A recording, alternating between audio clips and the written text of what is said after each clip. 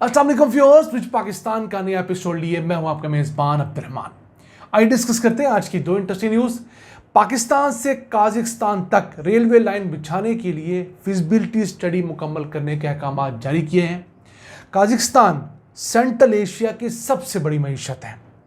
उस मईशत का हजम पाकिस्तानी मईशत के मुकाबले में 70% है और इसके साथ साथ काज़ाकिस्तान और पाकिस्तान के दरमियान एक इंतहाई अहम MOU साइन हुआ है, जिसके तहत अब काज़ाकिस्तान अपनी एक्सपोर्ट्स और इंपोर्ट्स के लिए पाकिस्तानी बंदरगाहें भी इस्तेमाल कर सकता है। इन दो डेवलपमेंट्स को आपसे डिस्कस करेंगे। जबकि आज की दूसरी खबर, पाकिस्तान से तारीख में पहली मरतबा ऊँटनी का दूध पाउडर फॉर्म में एक्सपोर्ट होना शुरू हुआ है। इब्तदाई तौर पर 22 ton camel powdered milk China export कर दिया है। इस मामले में एक बहुत बड़ी मार्केट हमारे पास चाइना के अलावा मिडल ईस्ट भी है। और याद रहे, पाकिस्तान का शुमार एशिया के अंदर ऊँटों की आबादी वाले सबसे बड़े मुल्क में होता है। इस खबर को प्रोग्राम के दूसरे हिस्से में डिस्कस करेंगे, लेकिन पहले चलते हैं आज की सबसे अहम खबर की तरफ। पाकिस्तान से काज़ाकिस्तान तक रेलवे लाइन बिछाने के लिए फिजिबिलिटी स्टडी मुकम्मल करने के अहकाम जारी किए गए हैं।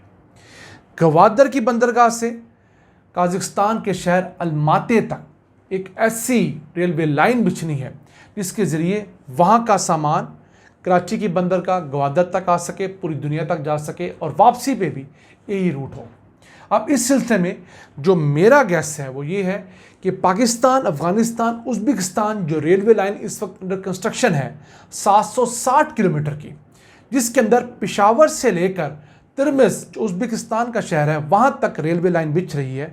बाकी पाकिस्तानी हिस्से में सारे में रेलवे लाइन है, तो इस हिस्से को ही आगे जोड़ा जाएगा।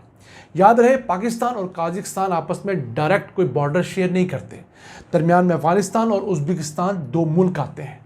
तो जब पाकिस्तान से चलने वाला रेलवे ट्रैक उज़्बेकिस्तान तक पहुँच जाएगा तो उज़्बेकिस्तान ऑलरेडी काज़ाकिस्तान के साथ रेलवे ट्रैक के ज़रिए जुड़ा हुआ है। सेंट्रल एशियन रियासतें हैं, लैंड लॉक्ड है, इनका सारा जो ट्रेड का इन्हिसार है वो ट्रेन की पटरियों के ऊपर है। तो आगे जो थोड़े बहुत पैचेस रहते होंगे, अपग्रेड होने की ज़रूरत होगी या कुछ नई इंटरवेंशन की ज़रूरत होगी तो वो सिर्फ की जाएगी। इस वक्त जो उज़्बेकिस्तान से पाकिस्तान के दरमियान रेलवे ट्रैक है वो $5 बिलियन की लागत से अंडर कंस्ट्रक्शन है और उम्मीद है शायद 2026-27 तक वो मुकम्मल हो जाएगा। उस ट्रैक के ज़रिए 20 मिलियन टन कार्गो सालाना आ जा सकेगा। उस रेलवे ट्रैक से जहाँ उज़्बेकिस्तान को फ़ायदा होगा, वहीं अफ़गानिस्तान को फ़ायदा होगा, वहीं पाकिस्तान के अंदर जो स्मगलिंग है वो बहुत हद तक काबू करने में मदद मिलेगी। अब पाकिस्तान के पास जो बंदरगाहें हैं वो अपनी कैपेसिटी से 50% पे चल रही हैं, यानी कि अभी हमारे पास आधी कैपेसिटी खाली पड़ी है, मुल्क में अपनी ट्रेड नहीं है। तो हम इस कैपेसिटी को अगर सेंट्रल एशिया के हवाले करते हैं, वो यहाँ से ट्रेड शुरू करते हैं, तो हमारे लिए बड़ी विन विन पोजीशन होगी। अब काज़ाकिस्तान सेंट्रल एशिया की सबसे बड़ी मईशत है। GDP का साइज डिस्कस करें तो $262 बिलियन की GDP है। ये साइज पाकिस्तान की $375 बिलियन की GDP के मुकाबले में 70% बनता है।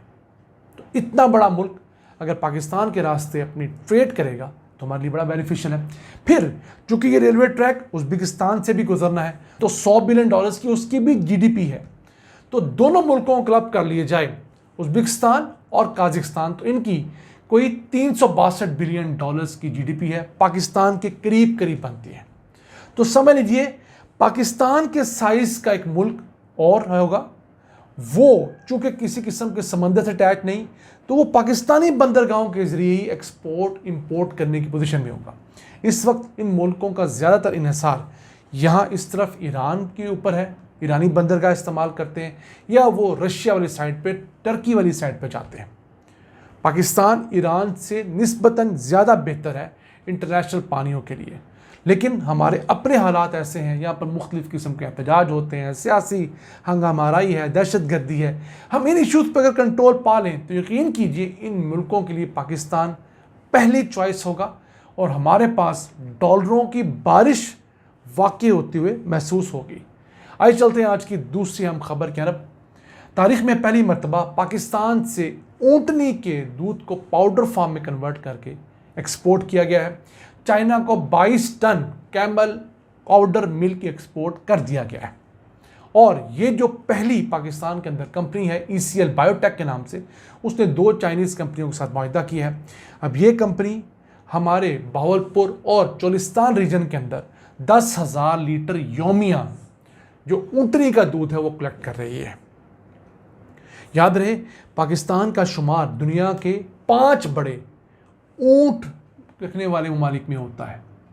और अगर एशिया की बात करें तो पाकिस्तान और सऊदीया के आपस में मुकाबला है। कुछ माहिरीन के नज़दीक पाकिस्तान के पास ज़्यादा ऊँट है, कुछ के नज़दीक सऊदीया के पास है। पाकिस्तान के पास एक 12 लाख का एस्टिमेट है, सऊदीया के पास भी इससे इर्द गिर्द का एस्टिमेट है। तो पाकिस्तान में चूंकि उस तरह एनिमल सेंसस टेक्निकली नहीं होता, तो ऊँट दूर दराज सहराओं में पाए जाते हैं, इस वजह से एग्जैक्ट नंबर नहीं पता।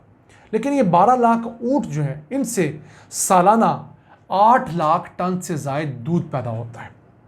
लेकिन इस दूध की प्रॉपर कोई वैल्यू चेन नहीं। जैसे हमारा भैंस का, गाय का दूध तो प्रॉपर वैल्यू चेन बनी हुई है, ग्वाले जाते हैं, लेकर आते हैं, चले दूध में बर्फ़ डालते हैं, कुछ ना कुछ करके ये दूध बिकता है। लेकिन ऊँटनी का दूध ऐसा सच नहीं बिकता हमारे शहरों के अंदर आके। अगर बिकता भी है तो वो चंद बलोच या चंद इस तरह के लोग जो हैं खाना बदोश, वो शहरों में आते हैं, बहुत प्रॉब्लम्स फेस करते हैं।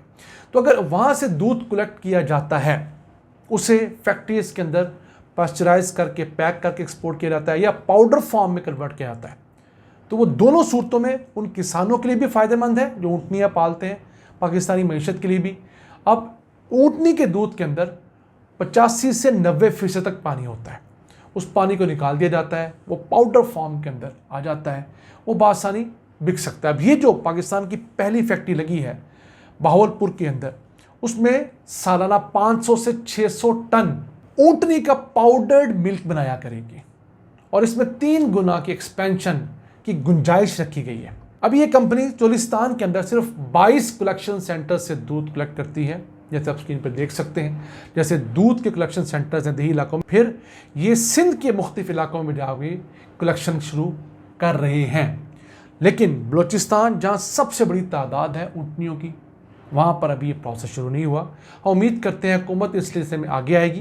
बलूचिस्तान के हमारे जो रेवड़ पालने वाले बलोच भाई हैं, जहाँ पर ऊँटनियाँ पाली जाती हैं, वहाँ कुछ ऐसा सिस्टम बनाया जाएगा कि उनका दूध वहाँ से कलेक्ट हो, शहरों तक आए। ऊँटनी का दूध सेहत के लिए बहुत अच्छा है।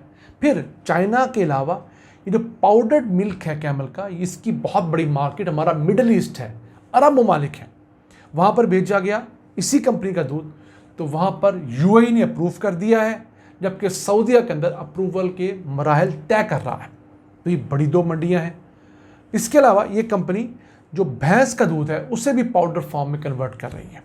तो देखिए कितना बड़ा पोटेंशियल है। दुनिया के अंदर दूध ज़्यादा जो अब इस्तेमाल होता है वो पाउडर्ड मिल्क होता है, सस्ता पड़ता है और वो रखना आसान होता है। हमें भी चाहिए कि इस ट्रांसफॉर्मेशन का हिस्सा बने और अपने किसानों के लिए बेहतरियाँ करें। अपने मेज़बान अब्दुर्रहमान को इजाज़त दीजिए। अल्लाह ने के बाद।